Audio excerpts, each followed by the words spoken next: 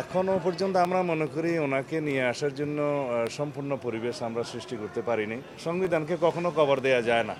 নতুন রাজনৈতিক শক্তির যদি উদয় হয় আমরা স্বাগত জানাবো। বাংলাদেশে বর্তমানে ফ্যাসিবাদ বিরোধী যে ঐক্য, জাতীয় ঐক্য এবং গণ ঐক্য গড়ে উঠেছে, সেটার রাজনৈতিক সংস্কৃতি হিসাবে চর্চা করাটাই আমাদের জন্য এখন প্রধানতম চ্যালেঞ্জ হওয়া উচিত।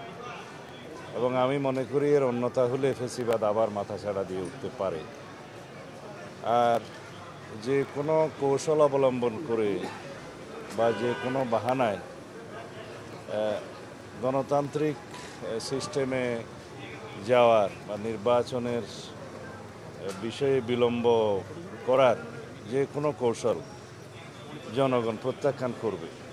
সুতরাং যত শিগগির সম্ভব গণতান্ত্রিক প্রক্রিয়ায় রাজনৈতিক সরকার প্রতিষ্ঠার দিকে আমাদের মনোযোগ দেওয়া উচিত। প্রাতিষ্ঠানিক সংস্কার, আইনি সংস্কার এবং মাঠের সংস্কারের জন্য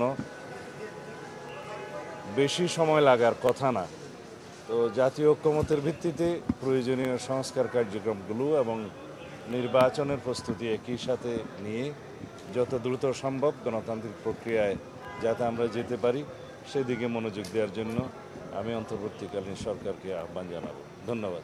একটা কথা যে নতুন উপদেষ্টা রূপকের সাথে বলেছে যে 14 বছরের ডিসেম্বর অথবা পরের বছরের জুন মাঝামাঝি নির্বাচনের একটা ডেডলাইনটা একটা রূপরেখা মানে একটা রুটম্যাপের কথা সেটা একটি ধারণা, কিন্তু সংশ্লিষ্ট সকল মহল রাজনৈতিক দলসমূহের সাথে আলোচনা করে একটি নির্দিষ্ট রুটম্যাপ দেওয়াই হবে উত্তম কাজ।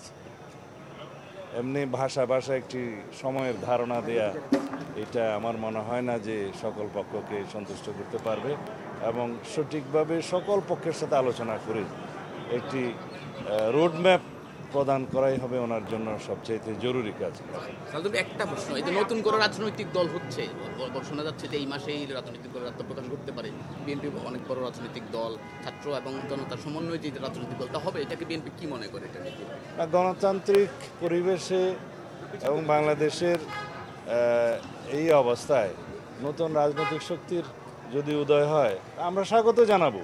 তবে সেটা যেন কিংস পার্টি টাইপের এবং সরকারি সহযোগিতায় না হয়ে তারা সুষ্ঠু ধারায় রাজনৈতিক প্রক্রিয়ার মধ্যে জন্মগ্রহণ করে, সেটাই ভালো। আপনি ওখানে চেয়ারম্যান সাহেবের সঙ্গে নিশ্চয়ই আপনার দেখা হয়েছে, ওনার বার্তাটা কি? আর হচ্ছে নির্বাচনের কথা বলছেন, নির্বাচনের জন্য কি বিএনপি প্রস্তুত? আপনাদের কি সেই প্রস্তুতি আছে? ওনার আসার বিষয়ে প্রস্তুতি আপনি জানেন কেন? আমাদের মাননীয় ভারপ্রাপ্ত চেয়ারপারসন জাতিকে ঐক্যবদ্ধ রাখার জন্য, থাকার জন্য আমাদের সকল প্রয়াস নেওয়ার জন্য নির্দেশনা দিয়েছেন। অন্যথায় ফেসিবাদ বিরোধী শক্তি এবং তাদের দোসররা আশকারা পেতে পারে, সেটা আমরা বুঝতে পেরেছি। ইতিমধ্যে সেরকম বিভিন্ন কর্মকাণ্ড জাতি প্রত্যক্ষ করেছে।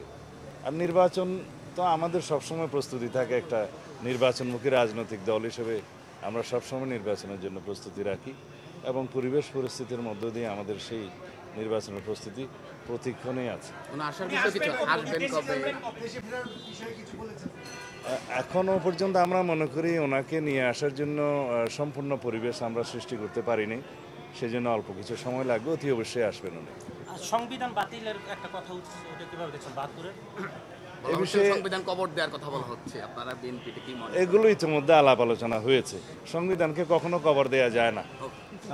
আমরা যে রিপাবলিক, সেই রিপাবলিক এবং যে সংবিধান এখন আছে সেটার পরিবর্তন সংশোধনই হবে আমাদের জন্য সর্বোত্তম পন্থা।